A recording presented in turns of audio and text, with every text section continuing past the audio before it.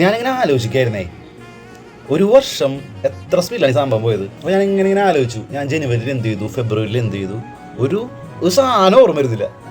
അത് ചിലപ്പോൾ ഒരു ഇത് പറയുവാണെങ്കിൽ ചിലപ്പോൾ നല്ലതായിരിക്കും, ചിലപ്പോൾ മോശമായിരിക്കും. നമുക്കെല്ലാം മോശം കാര്യങ്ങളൊക്കെ ആണെങ്കിൽ അത് ഓർമ്മിക്കാതിരിക്കാൻ ഭയങ്കര അടിപൊളിയായിരിക്കും. അത് ആ സമയം നമുക്ക് ഓർക്കാതിരിക്കാൻ പറ്റുക എന്നുള്ളത്. പക്ഷേ ഞാനിങ്ങനെ ശ്രമിച്ചോടാ എന്താണ് സംഭവം. ലാസ്റ്റ് ഞാനേ ഇതൊന്ന് ഓർമ്മ കിട്ടാതായപ്പോൾ നമ്മുടെ ഫോൺ ചെക്ക് ചെയ്തു. ഫോണിലെടുക്കുന്ന ഫോട്ടോസ് കാര്യങ്ങളൊക്കെ വെച്ചിട്ട് നമുക്ക് ഡേറ്റ് അറിയാൻ പറ്റുമല്ലോ. അങ്ങനെ ഓരോ ഫോട്ടോസും ഇങ്ങനെ നോക്കി വന്നപ്പോഴാണ് ഇന്ന മാസം ഇന്നതായിരുന്നു. ഞാൻ കഴിഞ്ഞ ഏപ്രിൽ ഒരു വീഡിയോ ചെയ്തായിരുന്നു, സമയം പെട്ടെന്ന് കടന്നു പോകുന്നു പറഞ്ഞ്. കഴിഞ്ഞ വർഷത്തെ ന്യൂ ഇയറും ക്രിസ്മസൊക്കെ ഓർമ്മ വരുന്നു എന്ന് പറഞ്ഞിട്ട്. ഇപ്പോഴത്തെ ക്രിസ്മസ് കഴിഞ്ഞു, അടുത്ത ന്യൂ ഇയർ ആയി.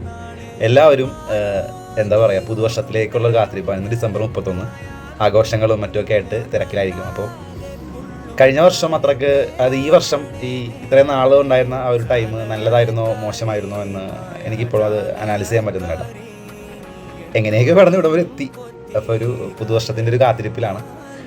അപ്പോൾ എല്ലാവർക്കും ഹൃദയം നിറഞ്ഞ പുതുവത്സരാശംസകൾ. എല്ലാവരും ഹാപ്പി ആയിട്ടും ഹെൽത്തി ആയിട്ടൊക്കെ ഇരിക്കാൻ നോക്കുക. അപ്പോൾ താങ്ക് യു സോ മച്ച്.